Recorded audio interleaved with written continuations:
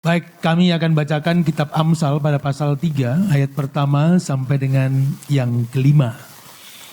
Amsal 3 ayat 1 sampai kelima. Nanti semua ibu bapak saudara cermati dengan baik supaya nanti kalau Pak Gembala memberikan kuis ya, semua bisa jawab dengan benar dan tepat.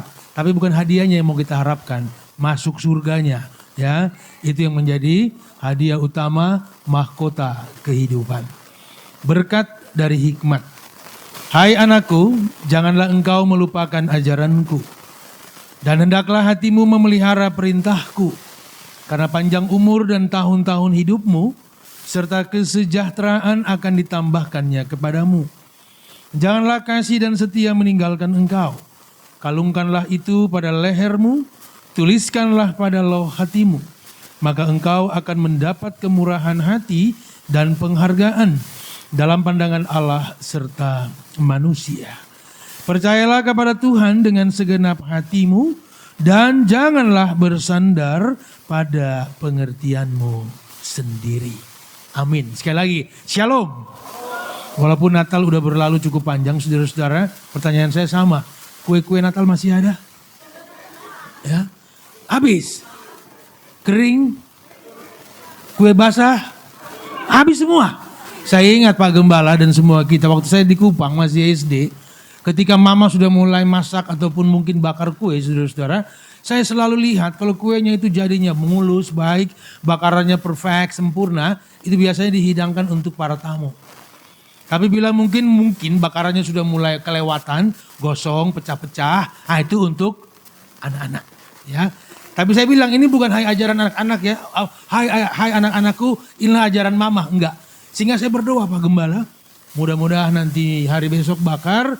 Banyak lagi yang gosong, pecah-pecah. Walaupun pahit, bentuknya nggak jelas. Yang penting kita bisa makan. Sebuah aktualisasi kehidupan saudara-saudara.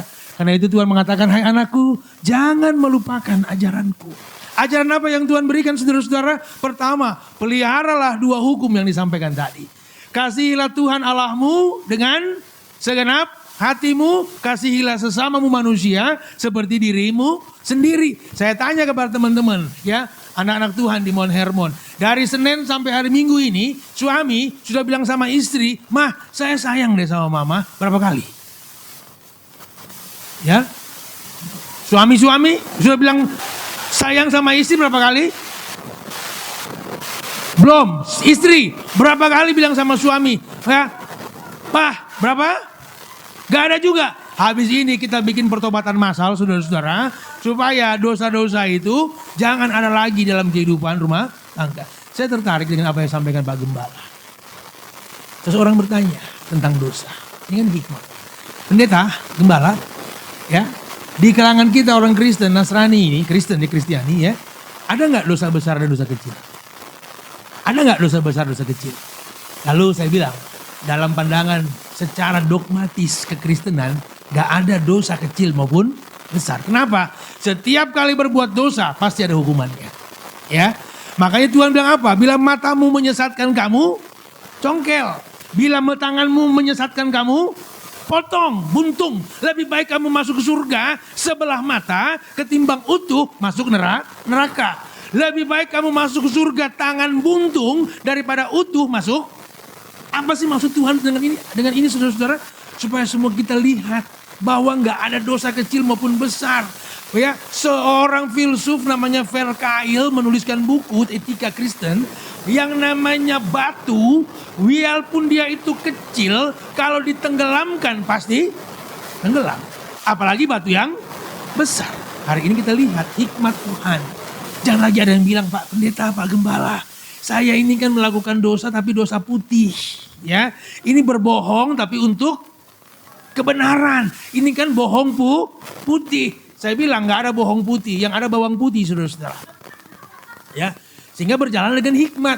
Sudah disampaikan oleh firman Tuhan Pak Gembala, dosa memang sudah diampuni. Ya, kepala si ular memang sudah diremukan, tapi ingat ekornya masih menggeliat, memukul siapa saja yang dekat dengan dia. Maka perintah Tuhan, jangan berbuat dosa lagi. Dosa bisa terjadi dengan cara apa? Menghakimi orang. Ya, orang yang disebutkan ya orang Farisi, rajin agama, rajin ke gereja. Ahli Taurat itu namanya ahli, itu sudah dengan sebutan saat ini profesor. Begitu berjumpa dengan perempuan yang berzina, semua langsung menghakimi. Inilah cara iblis, menghilangkan hikmat. Melihat ada perempuan berzina, semua orang langsung mengambil batu, ingin melempar kepada perempuan ini. Dirajam. Maka Yesus datang sebagai hakim yang adil. Bahwa apa? Siapa di antara kamu yang tidak pernah berbuat dosa, dialah yang pertama-tama kali melempar. Saya percaya ahli Taurat pasti sudah melakukan dosa. Farisi, Saduki, orang Yahudi pasti melakukan dosa. Dan hal ini Tuhan izinkan kita dengarkan kembali firman-Nya. Berhikmatlah. Karena dengan berhikmat ini, Bapak Ibu keluarga jemaat dijauhkan dari perbuatan untuk saling menghakimi satu dengan yang lainnya. Gampang banget menghakimi orang. Gampang banget menjudge orang. Tapi ingat baik-baik, apa yang kamu ucapkan sekali waktu terjadi atas kehidupanmu. Sehingga di sini Tuhan bilang apa? Jangan melupakan ajaranku tentang kasih. Ya, kasih menutupi banyak sekali dosa. Artinya apa? Tadinya saya mau marah, tapi karena kasih saya nggak marah. Maka saya kalau marah berdosa, maka saya mengampuni. Kasih menutup banyak sekali dosa. Tadinya orang itu menyakiti saya. Saya sebenarnya punya dalam tanda kutip kewajiban menceritakan orang ini berdosa kepada orang lain. Tapi karena kasih, saya tutup mulut saya, nggak menjadi mulut yang membicarakan ketidakbaikan. Ya, kasih menutupi banyak sekali. Tadinya saya ingin marah sama istri saya. Karena dapat arisan dia gak ngomong-ngomong. Udah habis baru dia ngomong. Tapi karena kasih, ya kan. Saya gak menceritakan istri saya kepada keluarganya. Enggak, saya membuat keadaan menjadi lebih tentram. Kasih menutupi banyak sekali. Coba kalau ibu bapak dan saya masih duniawi. Begitu tampar kiri langsung kasih jab uppercut. Iya kan ya. Coba kita masih manusiawi, tanpa hikmat dan ajaran Tuhan. Maki 1-2 kalimat, kita mengeluarkan 3 bab. Ya, dan hari ini kita mau bilang, ya, ada banyak orang Kristen, yang akhirnya kehidupannya menjadi semu. Rajin ke gereja, nggak menjamin saudara-saudara taat terhadap perintah Tuhan. Tapi saudara-saudara taat kepada perintah Tuhan, maka bergereja mendatangkan sejahtera atas saudara-saudara. Ya, jadi nggak ada rasa bahwa saya kok ibadah kok kayaknya lama banget, ini khotbahnya gembala pendeta kok panjang banget ya kan ya. Kadang-kadang maaf saudara-saudara, begitu mau khotbah banyak pesan. Pak Nyoman, khotbahnya gak usah panjang-panjang ya. Kenapa? Karena pada prinsipnya anggota jemaat kami udah ngerti firman Tuhan. Nah ini anehnya manusia. Dengar khotbah yang panjang gak mau. Tapi titip doa ke pendeta, ke gembala, minta umur. Kan luar biasa. Ya, hikmatnya hilang. Malah datang dosa. Di gereja bisa berdosa enggak? Bisa. Ya, sangat memungkinkan menghakimi satu dengan yang lain pasti sudah dosa. Apalagi di rumah, akibat dosa, jangan bicara dulu tentang hukuman di akhir zaman di neraka. Akibat dosa, saudara-saudara enggak diberkati Tuhan. Ya, kerja apa aja enggak berhasil. Makanya Mazmur bilang, kalau kamu lebih suka menjadi orang fasik, yang kamu kerjakan enggak berhasil. Tapi ingat, hikmat Allah bilang apa? 2025 semua orang bilang banyak beban, banyak masalah. Tapi hari ini saudara-saudara dan saya lihat, kita mampu melewatinya saudara-saudara. Sakit penyakit Tuhan pulihkan, segala apa yang kita minta Tuhan hadirkan. Bukankah ini menjadi sesuatu dalam pandangan Tuhan? Bahwa dia merahmati orang-orang yang takut akan namanya. Saya dan saudara-saudara lihat, sampai hari ini mana kita pernah lapar, mana kita susah. Enggak kan? Semua diberkati kan. Jadi kita gak boleh hanya hafal. Ya mintalah apa saja maka Tuhan akan. Padahal Injil itu, di Injil Yohanes penuhnya bilang. Tinggallah kamu dalam aku dan firmanku di dalam kamu. Maka mintalah apa saja aku akan. Kita lebih hafal mintanya. Tinggalnya lupa. Firman itu saya bilang. Tinggallah kamu dalam aku, firmanku di dalam kamu. Maka minta apa saja Tuhan akan. Kita lebih ingat yang mana? Cuma ingat minta. Ya. Begitu doa lipat tangan minta. Ke gereja malas. Nyanyi buat Tuhan gak hafal. Lagu sekuler duniawi hafalnya luar biasa. Makanya di gereja selalu ada teks pujian. Kenapa? Banyak yang gak hafal. Ya, mengiringmu seumur hidupku, masuk dalam rencanamu. Nah, ini adalah teks, tapi dalam jiwa, hati. Kalau orang sudah menyampaikan pujian, maka hikmat Allah turun. Ya, terpujilah Allah, hikmatnya besar. Ya, kan, ya. Hikmat itu kenapa? Karena saudara-saudara lebih mengutamakan Tuhan. Ya, di perjalanan kemarin 2025 kita lihat, selama ibu bapak keluarga jemaat Mount Hermon ini memuliakan Tuhan, mana yang terlambat pertolongannya? Gak ada. Ya, semuanya selalu kita ingat indah pada waktunya. Saya ingin bilang kepada jemaat Tuhan, jangan hanya ingat indah pada waktunya, tapi ingat juga penyertaan Tuhan itu tidak membuat saudara-saudara ketinggalan mendapatkan mahkota keselamatan.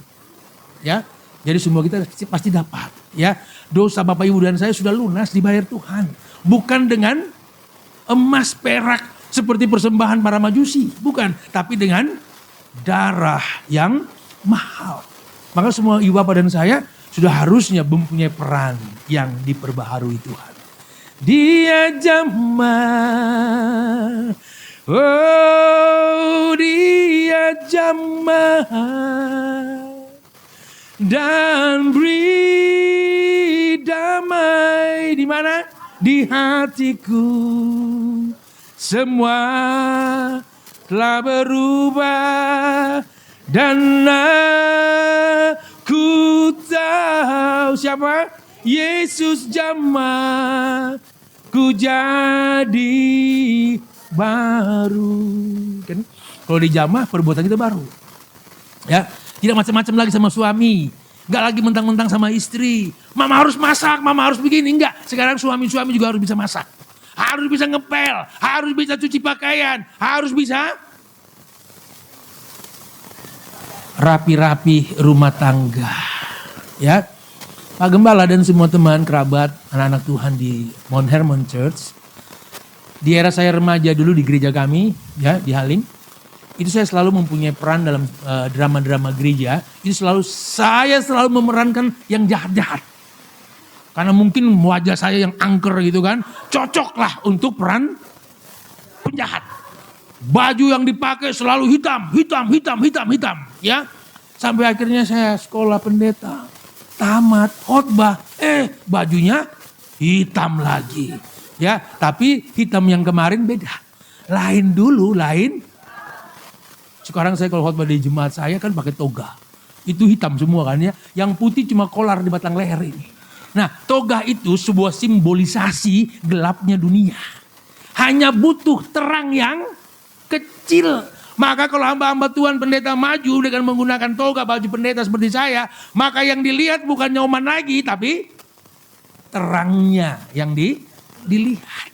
Ya, terang yang dilihat. Sekarang saya nggak perlu lagi marah dan mudah emosi, nggak usah. Sudah dibarui, sudah nggak perlu cemburu. Sudah nggak perlu lagi Bapak Ibu dan saya menyimpan dendam, marah. Dan saya percaya itu kehilangan hikmat dari Tuhan. Jadi nggak usah penting di rumah segala sesuatu, masalah diselesaikan dengan marah. Tersinggung normal, wajar. Yesus juga pernah mengalaminya.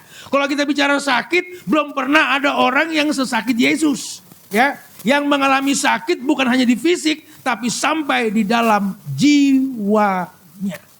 Bagaimana orang-orang bisa tidak setia kepada Yesus? Para murid lihat kan, Yudas, Petrus juga mengalami kan, ya melakukan hal yang sama. Dan kita lihat sampai hari ini kadang-kadang kita juga mengecewakan Yesus. Dan kita perlu untuk belajar dengan hikmat Tuhan. Gak mau lagi saya bersandar pada pengertianku sendiri. Pengertian duniawi apa saudara-saudara? Gigi ganti gigi, mata ganti mata, tempeleng ganti uppercut dan sebagainya. Tapi hari ini kita belajar hikmat Tuhan mengasihi satu dengan yang lainnya. Maka kamu akan disebut sebagai anak-anak Tuhan. Saya pulang kantor di Gunung Sahari, kantor rakyat. Ya, itu naik mikrolet. Begitu naik di atas, itu ada bangku yang 4 yang saya duduk, itu depannya kan bangku 6. Ya, satu orang ibu sedang duduk di situ, tapi mengandung, lagi hamil bahasa Indonesia. Entah kenapa saya lihat perut ibu itu. agak tegas saya lihat.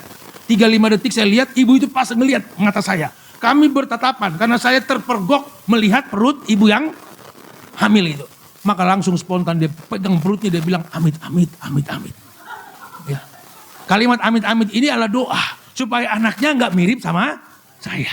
Ya. Apakah saya tersinggung? Tidak. Kenapa? Memang saya seperti itu. Tapi apa? Saya bukan yang dulu lagi. Harus berbeda. Ya. Kalau di era-era dulu mungkin orang bikin tersinggung langsung tuh ya dapat minimal semprotan ya ucapan-ucapan yang menyakitkan. Hari ini tahun baru udah nggak ada lagi seperti itu. Kamu jangan berbuat dosa lagi, tadi sudah ditekankan Pak Gembala. Jangan sekali-kali menjadi hamba dosa. Hamba itu dalam terjemahan Indonesia itu nggak punya kuasa lagi atas dirinya. Kita nggak punya kuasa. Kalau sudah jadi hamba Allah, Allah lah yang berkuasa. Tapi kalau jadi hamba dosa, dosa lah yang berkuasa. Seorang istri ibu bilang sama saya, Pak Nyoman tolong nasihati suami saya. Lu kenapa? Kemarin malam kami bertengkar ya. Agak sedikit mungkin ketat bertengkarnya. Sampai suami saya nggak tahan, emosi naik pitam. Saya ditempeleng, ditampar oleh suami saya. Saya bilang besok pagi sebelum khotbah saya akan panggil suami ibu. Sampai di depan saya tanya, Pak itu istri bilang Bapak kemarin bertengkar sampai bisa menampar pipi istri sendiri. Kenapa Pak? Aduh mohon maaf Pak Pendeta. Kemarin itu saya gelap mata. Saya bilang kok gelap-gelap mata bisa pas di pipi itu loh. Ya, katanya gelap mata. Tapi tampar bisa pas di.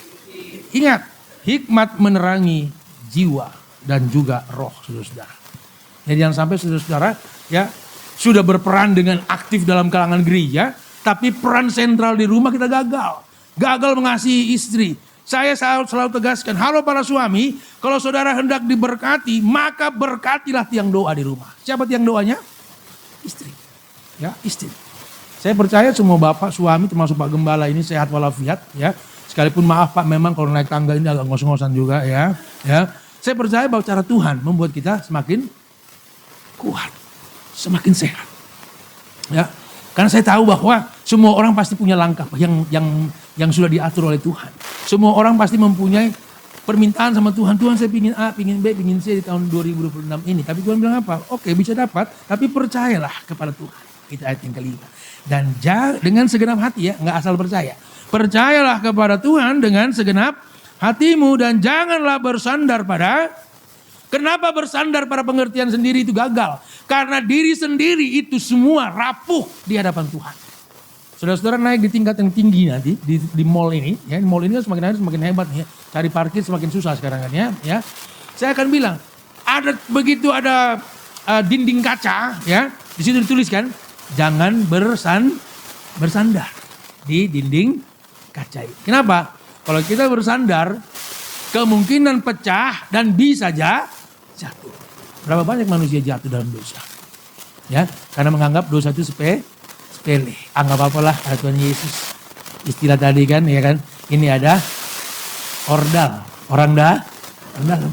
Ya, ada ordal di surga nih, orang dalam. Kalau kita ingin masuk surga sudah ada orang dalam, udah pasti oke lah kan ya. Tapi ingat saudara-saudara, nggak semudah itu. Yesus nggak akan membiarkan nama dan kuasanya dipermainkan manusia. Ya, siapa yang tetap berkutat dalam dosa pasti dihukum Tuhan di akhir zaman. Ya, tapi siapa yang mau minta pengampunan, Yesaya bilang apa? Sekalipun dosamu merah seperti kirmizi, diputihkan menjadi putih seperti salju. Sekalipun berwarna merah seperti kain kesumba, menjadi putih seperti bulu domba. Sebuah hal yang saya sebutkan kontradiktif, ya, bertentangan antara dosa yang warnanya merah menjadi kudus putih seperti salju. Sehingga mengakhiri renungan kecil di hari Minggu ini, semua Bapak Ibu dan saya perlu hikmat dari Tuhan. Doa pribadi, punya mesbah altar Tuhan di waktu pagi. Maaf Bapak jemaat, Bapak Ibu keluarga jemaat, jangan melewatkan hari tanpa doa, tanpa adanya mesbah keluarga. Baca firman-lah, ambil 1-2 ayat baca. Saya percaya kalau dulu kita sekolah minggu, guru-guru sekolah minggu bilang ada ayat emas, ada ayat emas. Hari ini saya mau bilang kepada jemaat Tuhan, semua ayat itu emas. Ya. Jadi bacalah. Kenapa? Karena saudara-saudara dan saya jiwanya rapuh, mudah mengalami kejatuhan. Sehingga sini firman Allah mengingatkan kepada saudara-saudara dan saya, marilah hidup di dalam kehidupan yang penuh dengan hikmat Tuhan. Jangan dengan pikiran Kenapa banyak orang sakit? Kenapa banyak orang stres? Kenapa banyak orang dapat penyakit 3S? Stres, stroke, stop. Ya, kenapa? Karena mengandalkan pikiran. Gak kuat nih, saraf saudara-saudara terbatas. Ya. Lenturnya saraf saudara-saudara dalam otak itu terbatas. Jadi gak semua harus dipikirkan. Maka Yesus bilang apa? Ya, jangan terlalu berpikir begitu keras. Ya, berpikirlah yang sedemikian saja. Nanti kalau yang tidak bisa kamu pikirkan, gak bisa kamu kerjakan, Tuhanlah yang pasti akan. Itu hikmat. Jadi kalau anak-anak sampai hari ini kuliahnya, Tuhan 2 minggu lagi mau bayar uang UKT, mau bayar uang sekolah, mau bayar uang listrik, mau bayar segala macam, uang yang belum punya, bilang sama Tuhan. Ya, tidak memudahkan. Tapi karena Tuhan sebagai Bapa dan kita sebagai anak-anaknya, saya melihat sampai hari ini, tidak pernah terlambat pertolongan Tuhan. Gak pernah. Ya, gak pernah. Saya ambil kesaksian secara akhir ya, karena saya pernah sampaikan ini waktu saya khotbah pertama di sini. Ya. Di 2019 itu istri saya mengalami kebutaan total karena sakit diabetes. Matanya tiba-tiba buta. Sama sekali gak bisa melihat. Lalu saya bawa di semua rumah sakit mata di Jakarta. Ini. Saya gak akan menyebutkan nama rumah sakit ini. Semua program untuk menyembuhkan matanya sudah saya ikuti. Laser dan semuanya sudah dilakukan. Sampai akhirnya saya sudah hampir 2 bulan lebih, 3 bulan lebih. Belum ada perkembangan dan saya bilang sama dokter yang terakhir. Pak, kalau Bapak punya rekan sejawat yang bisa memberikan operasi. Ya maaf ya, sekalipun itu akan bayar. Saya akan maju membawa istri saya melakukan operasi mata. Singkat dia bilang, Pak ada rumah sakitnya ya di daerah Jalan Simatupang. Sampingnya rumah sakit Siloam. Saya nggak apa-apa sebutkan namanya ini untuk membantu. Ya namanya KMN. Ya KMN ini ya klinik mata Nusantara. Ada dokter di situ yang bisa Bapak temui namanya George Syakon Kahia. Kami dapat menjumpai beliau. Singkat cerita, periksa biji mata istri saya, hasilnya apa? Pak Pendeta, Pak Nyoman, mata ibu semua retinanya sudah dimakan oleh gula. Ya, jadi kalau dibesarkan seperti ini, bolong mata istri saya itu. Karena dimakan oleh gula. Saya bilang, masih bisa dioperasi Pak. Kita coba yang ini ya, yang kiri. Kita operasi. Ya, karena saya lihat mungkin yang kiri ini masih bisa ditolong. Nanti kita akan menggunakan retina palsu, buatan dan sebagainya. Dan sekiranya selesai bicara, dia sodorkan saya 3 lembar dan untuk MOU operasi. Yang lembar nomor 2 itu yang agaknya menggetarkan jiwa. Kenapa? Ini operasi gak murah. Mahalnya luar biasa.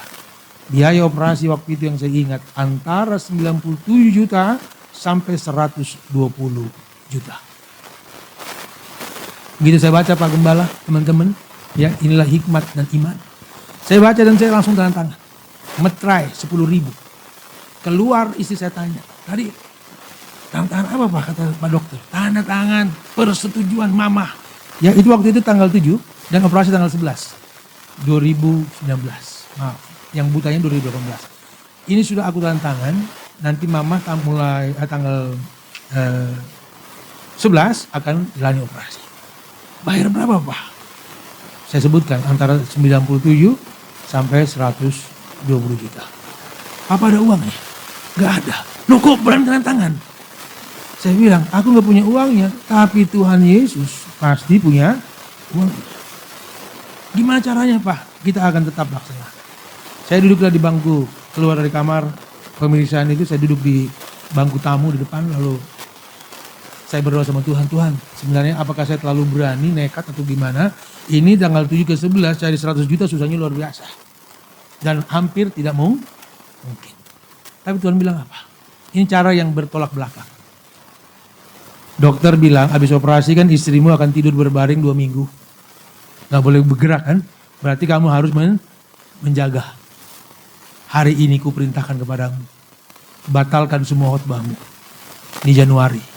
Padahal sebagai gembala pendeta saya, Januari itu adalah saat di mana berkhotbah dalam jumlah yang sangat banyak. Dan saya sudah mempunyai jadwal yang sangat banyak. Begitu Tuhan perintahkan batalkan khotbah, saya bilang, Tuhan, saya berkhotbah dapat berkat akan menolong biaya operasi.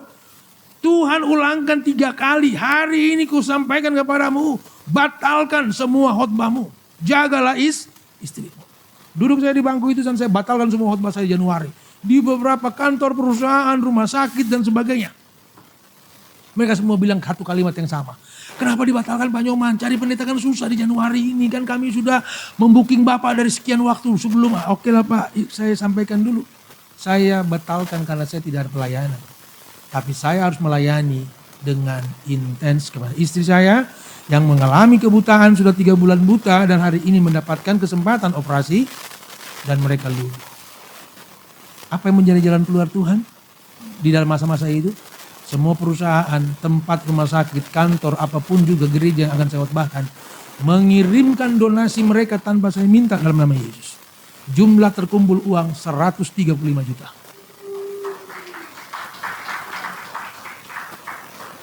Ajaib gak? Aku khotbah gak? Aku datang gak ke gereja? Pelayanan gak? Tapi Tuhan bilang apa? Kalau kamu takut akan Tuhan, ya, maka segala yang kamu butuhkan Tuhan maka jadilah operasi. Diangkatlah retina mata istri saya, diganti dengan retina yang palsu. Begitu selesai operasi, saya bayarkan lunas, segala sesuatu lunas, sampai akhirnya istri saya bisa melihat dengan mata kiri yang jelas. Tapi kata dokter ada pendarahan di belakang mata. Operasi lagi Pak Nyoman nih, langsung saya bilang aduh Tuhan 100 juta lagi. Tapi dokter bilang apa? Inilah mujizat yang kedua. Operasi yang kedua, gak perlu bayar Pak Nyoman. Gak perlu bayar. Bapak cukup bayar untuk menyewa alat-alat operasi. Berapa Pak? 15 juta. Pas uangnya disampaikan 135, aku menghabiskan 125 juta. Tuhan ajaib? Ajaib. Ya, sangat luar biasa. Bersandarlah kepada Tuhan. Jangan pada pengertian saya khotbah dapat uang. Tuhan bilang kamu gak khotbah juga. Tuhan melimpahkan apa yang kamu butuhkan. Sehingga selamat berjalan dengan Tuhan saudara-saudara. Jangan depresi, stres. Karena itulah yang kadang-kadang membuat kita sakit. Itu yang membuat kita nggak bisa tidur. Maaf ya.